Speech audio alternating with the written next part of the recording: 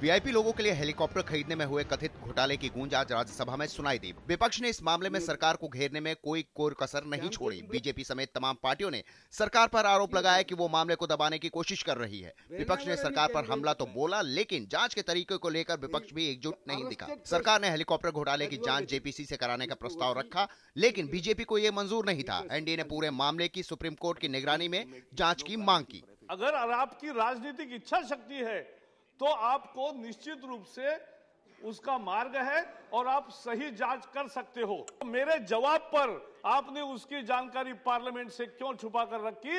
यह अधिकार का यानी ये दिस इज प्रिविलेज।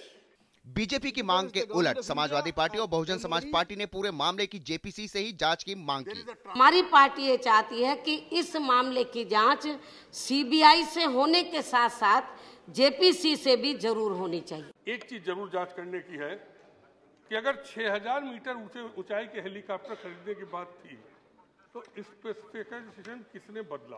तमाम और दलों ने भी डील के मामले पर सरकार पर भ्रष्टाचार के आरोप लगाए। तृणमूल कांग्रेस ने तो रक्षा मंत्री ए के एंटनी से इस्तीफे की ही मांग कर दी। I request Mr. Antony to take moral responsibility and resign from his post. Forthwith, that will set an example. बहस का जवाब देते हुए रक्षा मंत्री ए के एंटनी ने साफ किया कि सरकार घोटाले में किसी को बचाने की कोशिश नहीं कर रही और वह दोषियों को सजा दिलाकर रहेगी।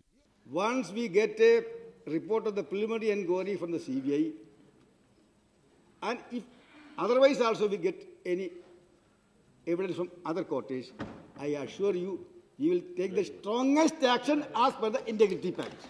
चर्चा के बाद सरकार तो जेपीसी के लिए तैयार थी, लेकिन बीजेपी, जेडीयू और तृणमूल कांग्रेस सदन से वॉकआउट कर गए। विपक्ष के विरोध के बावजूद सरकार ने जेपीसी का प्रस्ताव सदन से पारित करा लिया। कमलनाथ ने एनडीए पर जेपीसी की जांच से भागने का आरोप भी लगाया। Joint committee of both the houses consisting of 30 members, 10 members from Rajya Sabha and 20 members from Lok Sabha be appointed to inquire into the allegations of payment of bribes in the acquisition of VVIP helicopters by the Ministry of Defence from Messrs. Augusta Westland.